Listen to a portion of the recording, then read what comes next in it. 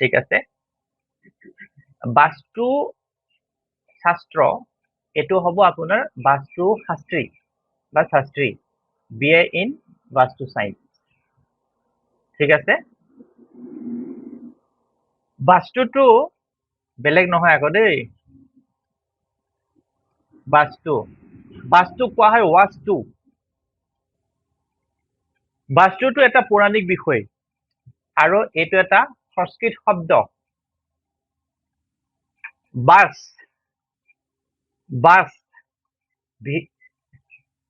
VAS বাস তাৰ মানে বাস বাস মানে হৈছে লাইফ আৰু টু মানে হৈছে the place where you live or dwell এটো হৈছে বাস্তু বাস মানে হৈছে লাইফ মানে থকা জীৱিত থকা বাস কৰা আৰু টু মানে হৈছে the place where you live or dwell তাৰ মানে যিটো স্থানত আপুনি থাকিব তুমি থাকিবা হেতু হল two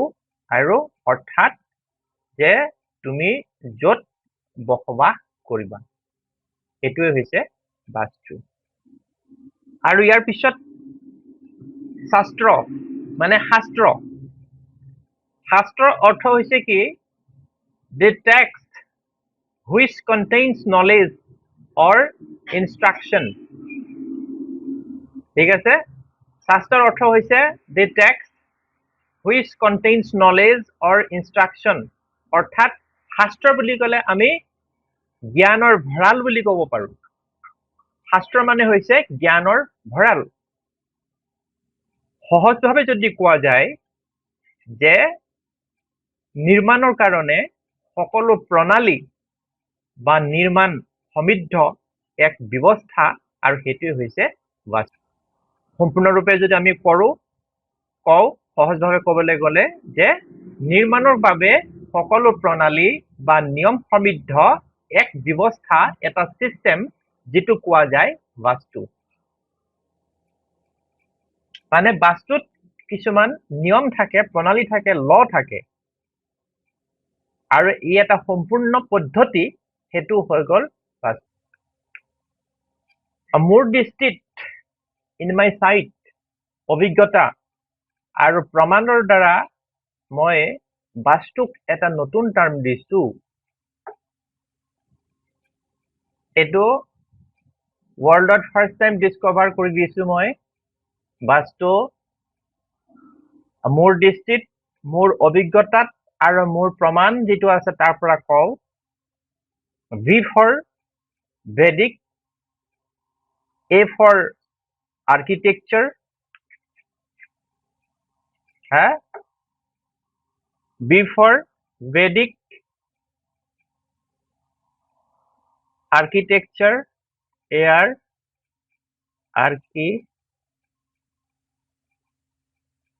architecture S for scientific T for theory of U for universe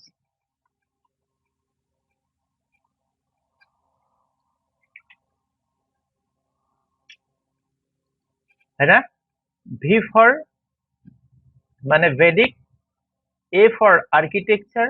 S for scientific T for theory of universe তাৰ মানে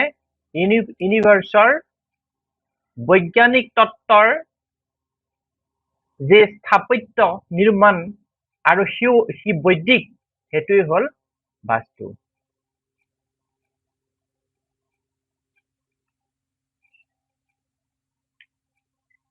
অৰ্থাৎ যে সমস্ত ব্ৰহ্মাণ্ডৰ বৈজ্ঞানিক তত্ত্বৰ যেটো বৈদিক যুগৰ পৰা যি চলি আহিছে সেই বিশেষ নীতি নিৰ্দেশনাবিলাকে হল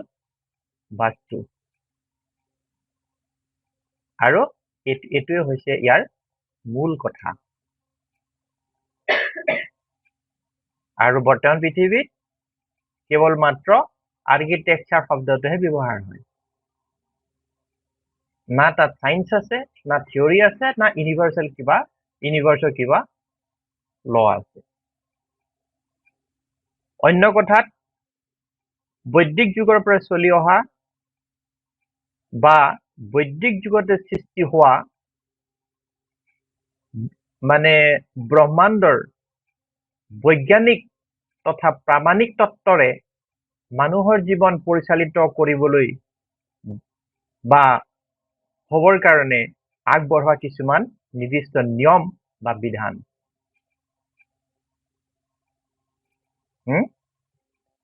যে বৈদিক যুগৰ পৰা যিবিলাক চলি অহা বা বৈদিক যুগত সৃষ্টি হোৱা যিটো ব্ৰহ্মাণ্ডখনৰ যিটো বৈজ্ঞানিক অৰ্থাৎ প্ৰামাণিক তত্ত্বৰে মানুহৰ জীৱন পৰিচালিত কৰিবলৈ বা হবৰ কাৰণে আগবঢ়োৱা কিছুমান নিৰ্দিষ্ট নিয়ম বা বিধান। ই হল বাস্তু which is practical। ঠিক আছে, কাৰোবাৰ কিবা আছে? বহলভাৱে যদি আলোচনা কৰা যায় তেতিয়াহলে দেখা যায় যে ত্ৰিদেৱৰ ভিতৰত মানে ব্ৰহ্মা বিষ্ণু মহেশ ত্ৰিদেৱৰ ভিতৰত কি হল, ব্ৰহ্মদেৱে জীৱ সৃষ্টি কৰাৰ পূৰ্বে চাৰিবেদ সৃষ্টি কৰিবলৈ মানে চাৰিবেদ সৃষ্টি কৰিলে যাতে মানুহৰ জীৱন সুপৰিচালিত হয়। বেদ সৃষ্টিৰ মূল কাৰণ হৈছিলে যে মানুহ সৃষ্টিৰ পূৰ্বে ব্ৰহ্মাই বেদ সৃষ্টি কৰিলে। এই কাৰণে যদি মানুহ সৃষ্টি কৰা যায়, জীৱ যদি সৃষ্টি কৰা যায়, তেতিয়াহ'লে মানুহে কেনেকে চলিব, নীতি নিৰ্দেশনা ক'ত পাব? সেইকাৰণে সেইখিনি সন্নিবিষ্ট কৰি পেলাই তেওঁ কি কৰিলে, চাৰিখন বেদ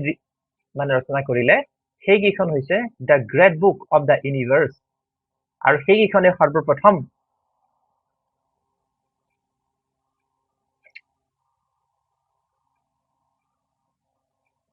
প্ৰতিখন বেদত কি হয়, কিছুমান নীতি নিৰ্দেশনা আছে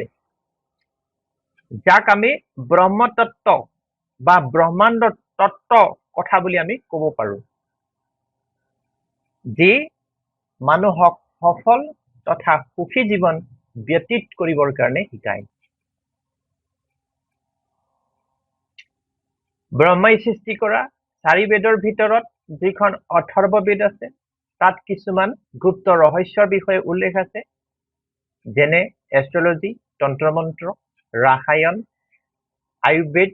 স্থাপত্য বেদ আদি। এই যিটো স্থাপত্য বেদ, সেইটো মানে অথৰ্ব বেদৰ উপবেদ বুলি কোৱা যায়, মানে সাব বেদ অফ অথৰ্ব বেদ। এই স্থাপত্য বেদত নিৰ্মাণ তত্ত্ব, যাক কোৱা হয় আৰ্কিটেকচাৰ, দিয়া আছে। বেদ পঢ়ি পাইছে কোনোবাই? নাই পোৱা, মোৰ বাদে।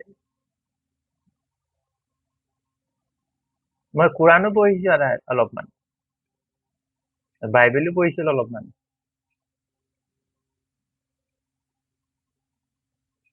চব পঢ়িছো, মোৰ কাৰণে চব একেই। এনেকুৱা এনেকুৱা আল্লাহু আকবৰ চব একেই। মই জানো যে এজনেই আছে চবতকে ওপৰত, সেইজনে। ঠিক আছে, সকলো নিৰ্মাণ কাৰ্য ব্ৰহ্মাণ্ডৰ লগত সংগতি ৰাখি বা ভাৰসাম্য ৰাখি কৰিবৰ কাৰণে প্ৰতিষ্ঠিত কিছুমান নিয়ম প্ৰণালী, এই হৈছে বাস্তুৰ অন্তৰ্গত বিষয়, যাক কোৱা যায় আৰ্কিটেক্সাৰ। স্থাপত্য বেদত নিৰ্মাণৰ তত্ত্ব কিছুমানৰ বিষয়ে লিখা আছে, যিটো কোৱা হয় আৰ্কিটেকচাৰ। সকলো নিৰ্মাণ কাৰ্য ব্ৰহ্মাণ্ডখনৰ লগত সংগতি ৰাখি পেলাই কৰিবলৈ কিছুমান যি প্ৰতিষ্ঠিত নিয়ম প্ৰণালী থাকে, সেইটো হৈছে বাস্তুৰ অন্তৰ্গত বিষয়। এইখিনি আছিল সত্যযুগ বা বৈদিক যুগৰ হৈছে প্ৰাৰম্ভিক মানে কথা তাৰ মানে সত্য যুগ আৰম্ভ হোৱাৰ পূৰ্বে ব্ৰহ্মাই এই চাৰি বেদৰ যি অথৰ্ব বেদ লিখিছিলে তাত লিখিছিল আগতে প্ৰতিষ্ঠা কৰিছিল সত্য যুগ আৰম্ভ হৈছিল ভগৱান শিৱৰ পৰা ভগৱান শিৱৰ যেতিয়া আবিৰ্ভাৱ হৈছিল না তেতিয়াৰ পৰা তাৰ আগত শিৱ নাই তেতিয়া লুপ্ত আছিলে জানে কোনোবাই এই সত্য যুগত কি হৈ গল ভগৱান শিৱৰ কৃপাত ইয়াৰ সম্প্ৰসাৰণ ঘটিল সত্য যুগত ভগৱান শিৱৰ কৃপাত তাক এক্সপানশন হল ব্ৰহ্মাই লিখা যিটো আৰ্কিটেকচাৰ স্থাপিত বেদ এবাৰ ভগৱান শিৱৰ অন্ধক নামৰ এটা দৈত্যৰ লগত যুদ্ধ কৰি থাকোতে গাৰ পৰা মানে মিঠা তৰল ঘাম সদৃশ এটোপাল নিগুৰি পেলাই কি হল পৃথিৱীত পৰিল তাৰ পৰা এটা বিশাল কায় মানে দেহৰ এজন পুৰুষৰ আবিৰ্ভাৱ হল সি ক্ৰমে কি কৰিলে পৃথিৱীৰ উপৰি ভাগত সম্প্ৰসাৰণ হবলৈ ধৰিলে তাকে দেখি দেৱতাসকল তাৰ ওপৰত জপিয়াই পৰিল আৰু তলমুৱাকে হেঁচা মাৰি সেই বিশাল কায়টোক ধৰি ৰাখিলে এনে কাম দেৱতাসকলে অন্যায়ভাৱে কৰা বাবে দানৱৰূপী তথা অসুৰূপী সেই পুৰুষজনে কি কৰিলে ব্ৰহ্মদেৱক স্তুতি কৰিবলৈ ধৰিলে ব্ৰহ্মদেৱ সন্তুষ্ট হল আৰু তেওঁক সন্তুষ্ট হৈ পেলাই তেওঁক বাস্তু পুৰুষ নাম দিলে আৰু দেৱতাসকলেও বাস্তু পুৰুষৰ গাতেই মানে ঠিত ললে ব্ৰহ্মদেৱে সকলো নিৰ্মাণ কাৰ্যত বাস্তু পুৰুষৰ পূজা হব বুলি পেলাই বৰ দিলে আৰু দেৱতাসকলেও ইয়াৰ ভাগ মানে পাব বুলি মানে কলে ব্ৰহ্মদেৱে স্বয়ং বাস্তু পুৰুষৰ নাভি প্ৰদেশত বিৰাজমান হৈ পৰিল সেইকাৰণে কোৱা হয় ব্ৰহ্মস্থান এই স্থানক সেইকাৰণে ব্ৰহ্মস্থান কোৱা যায় এই বাস্তু পুৰুষক অৱজ্ঞা কৰা জনে সমস্যা বিপদ ৰোগ বিপৰ্যয় নিমন্ত্ৰণ জনোৱাৰ কথা উল্লেখ কৰা হৈছে যদিহে তেওঁৰ পাৰমিশন লোৱা নাযায় সেই তেতিয়াৰ পৰাই কি হৈ গল যে বাস্তু পুৰুষৰ যিটো উপস্থিতি গণ্য কৰিবলৈ ললে বাস্তু পুৰুষে পুনৰ কি কৰিলে ভগৱান শিৱক সন্তুষ্ট কৰিলে কাৰণ তেওঁৰ পৰা উৎপত্তি ভগৱানে নিজে মস্তক স্থলত অৱস্থান ললে মানে হেড মূৰত এই মূৰৰ স্থানক সেইকাৰণে কোৱা হয় ঈশান কোৱা হয় এই কাৰণে যে ইছ মানে হৈছে ঈশ্বৰ আন মানে হৈছে আসন সেইকাৰণে কোৱা যায় সেইটো ঈশান যত ভগৱান শিৱ থাকে নিৰ্বাণত ঈশান কৰা মানে ভগৱান শিৱক পূজা বা জাগ্ৰত কৰা হয় বেংগলী বিলাকৰ এটা কথা আছে ঈশান দিব লাগে ঈশান দিব লাগে কয় ঈশান মানে কি হৈছে তাত ঈশান কৰা যায় মানে পূজা কৰা যায় যিটো তাৰ মানে ভগৱান শিৱক সন্তুষ্ট কৰা হয় সেইকাৰণে ঈশানৰ ডিফেক্ট থাকিলে শিৱলিং প্ৰতিষ্ঠা কৰা যায় হয় না সেইকাৰণে ঈশান আৰু ব্ৰহ্মস্থানত সকলো নিৰ্মাণ কাৰ্য বৰ্জন কৰিব লাগে বা যিকোনো অনাৱশ্যকীয় নিৰ্মাণ কৰিব নালাগে ঈশান আৰু ব্ৰহ্মস্থানত এয়া হল বাস্তু পুৰুষৰ উৎপত্তিৰ কথা এই বিষয়ে আপোনালোকে মৎস্য পুৰাণত সুন্দৰভাৱে তাত লিখা আছে আৰু পাব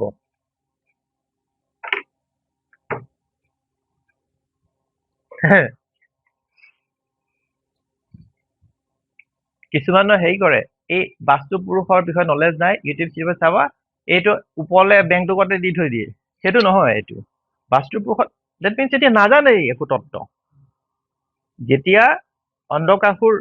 অন্ধক বুলি এটা দৈত্য আছিলে অন্ধকাসুৰৰ লগত অন্ধকাসুৰৰ বহুত কাহিনী আছে ভগৱান শিৱৰে অংশ হয় কি হৈছিলে ভগৱান শিৱ